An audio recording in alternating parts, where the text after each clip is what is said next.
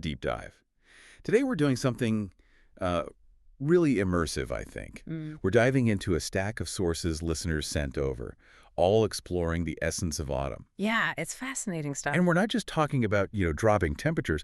We're actually comparing the sensory experience, the whole cultural vibe of fall, in two really different places. Worlds apart, almost. Exactly. We've got the quiet sort of historical transformation you see in England, and then the really vibrant urban shift happening in New York City. Right. And the mission here, for you listening, is to kind of unpack that. The source material is incredibly rich, very descriptive. Yeah, you said it's intensely sensory. It really is. It gets into how the architecture, the nature, even the community feel, how they all weave together as the air gets crisp. So we're looking for that unique story each place tells.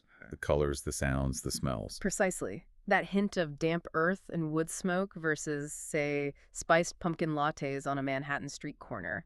It's about identifying that specific tale of two cities in autumn.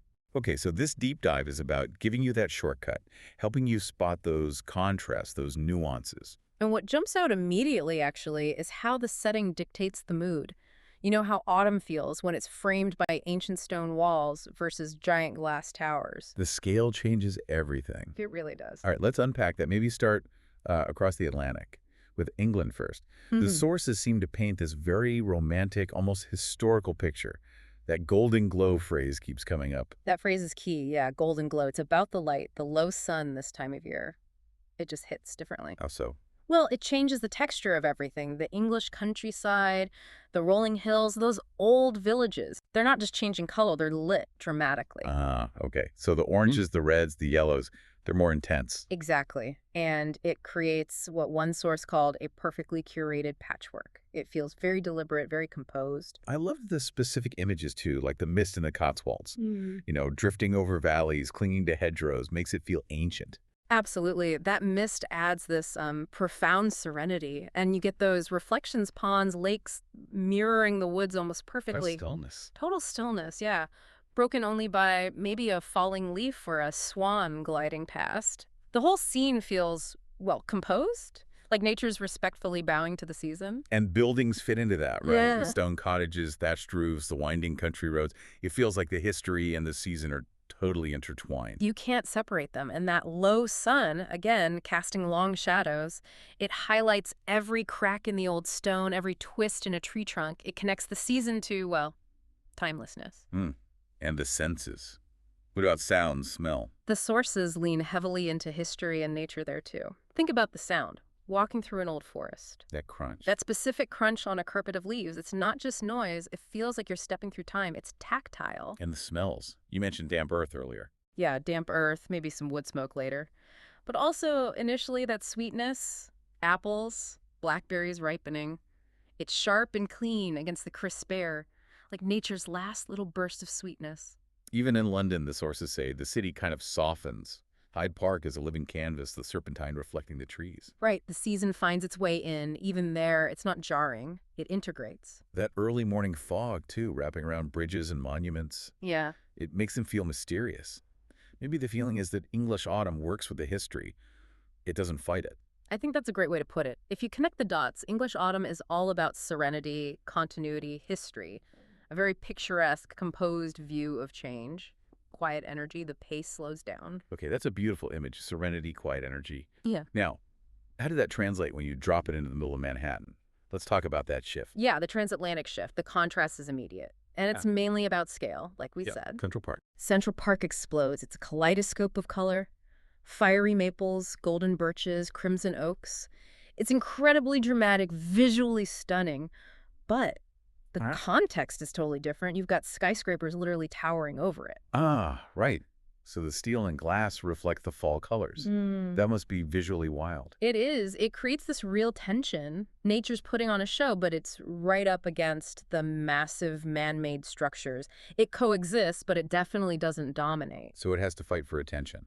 In a way, yes, and that's maybe the key difference. Unlike the composed stillness in England, autumn in New York, according to these sources, is less about finding inherent stillness and more about finding moments of temporary stillness within the city's constant motion. Temporary stillness, so people pausing, just taking a moment, is it profound or just a quick break? The sources suggest it's more intentional than just a break. It's like the city allows these moments. You see people consciously stopping, maybe on a bench, watching leaves fall. An act of noticing. Exactly. An act of noticing that feels powerful because it's happening against that relentless urban backdrop. The city becomes this dramatic foil for the season's beauty. Okay, I get that. And the soundscape must reflect that mix, too. Totally. You still get the rustling leaves, sure. But it's woven into this urban symphony, distant traffic, kids laughing in leaf piles, maybe a street musician playing somewhere. It's louder, richer. More complex. Definitely more complex. And the smells, they're very urban, very immediate comforts. Like a... Sidewalk cafes serving warm drinks. You smell the cinnamon, the pumpkin spice, nutmeg mixing with the sharp air. And later, as it gets colder, that amazing smell of roasted chestnuts from the street carts. Ah, roasted chestnuts. Yeah. That's such a specific New York fall thing. It really is. It's instant, localized comfort. That's an interesting distinction, actually. The English smells you mentioned, apples, preserves, smoke, they suggest harvesting, storing up for winter, tradition. Right. Long-term thinking almost. Whereas the New York smells are more about immediate pleasure, consumption, Yeah. the coffee, the street food. That's a sharp observation. Yeah. And the community aspect, it's very visible too. In neighborhoods like, say, the Upper West Side or Greenwich Village, those beautiful brownstones, Yeah. they become part of the display. People decorate the stoops with pumpkins, gourds, corn stalks. The community actively layers the season onto the existing city fabric. So the city doesn't really slow down, but maybe its attitude softens. It invites people to look, to notice, even amidst the rush. That's what the sources suggest. It forces this conscious engagement, finding that wonder within the speed that feels emotionally different from the sort of historical reverence in England. The beauty is the contrast itself. Absolutely. Okay, so we've got the visuals, the pace, the sensory details.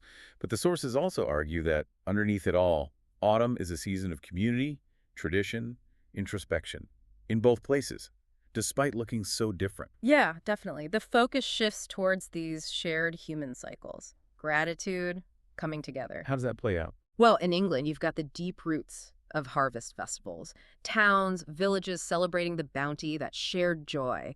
Markets full of preserves, pumpkins, squash. You mentioned pies and bonfires earlier. Exactly. That smell of baking pies mingling with smoky bonfires. It feels communal. Ancient celebrating, making it through another harvest, getting ready for winter. And New York. Huh. The traditions are maybe newer or at least framed differently. Driven by later holidays, yeah. But the community focus is there. Halloween turns streets into these playful spectacles, collective imagination running wild. Fun chaos. Right. And then comes November and the build up to Thanksgiving. Those powerful smells, roasted turkey, pies coming from everywhere. It invites reflection, gratitude on a very personal family level, but across the whole city. So here's where it connects. Mm-hmm. The sources say the real beauty in both places lies in these shared themes, like contrast. Yeah, contrast is huge. Warmth against the chill, light against shadow, and also, crucially, the idea of impermanence. Things ending. Things changing, fading. The beauty is fleeting, and both cultures seem to recognize and respond to that. It's ephemeral.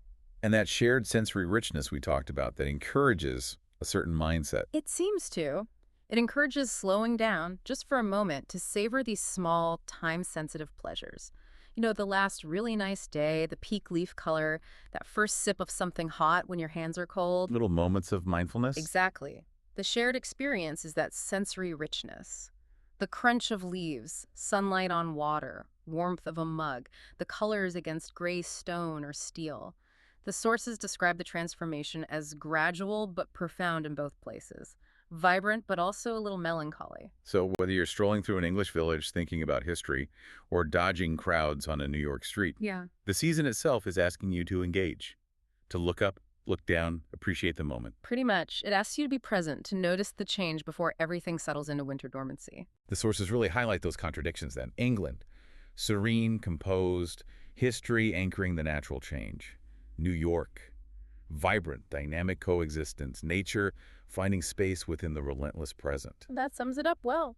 So what's the big takeaway here? We've seen autumn is picturesque serenity in England, vibrant coexistence in New York, but they're linked by this sensory richness, this meditative quality of change. It seems like we're sort of hardwired to notice this time of Oh, year? I think the core takeaway from the sources is that autumn is fundamentally a meditation on change. It's this powerful annual reminder that change is natural, it's inevitable, and it can be really beautiful. It offers a sensory kick, but the real depth is emotional. Exactly. The emotional depth comes from watching the landscape prepare for winter's rest. It's both delightful and profound. Okay. We know, historically, artists, writers, thinkers, they've always found inspiration in this specific time, this ephemeral beauty, that interplay between place and season. Yeah, absolutely. So here's something for you, the listener, to maybe think about, building on everything we've unpacked from these sources. Consider those contrasts we discussed. The sounds, the sights, the feelings. If you had to pick one piece of art, maybe music, a painting, a poem, what would you choose? What single piece best captures that difference between the quiet, composed melancholy of an English autumn Hmm. versus the loud, vibrant, yet somehow fleeting beauty of fall in New York City? That's a great question. Savor the impermanence while you think about it. Thanks for joining this deep dive.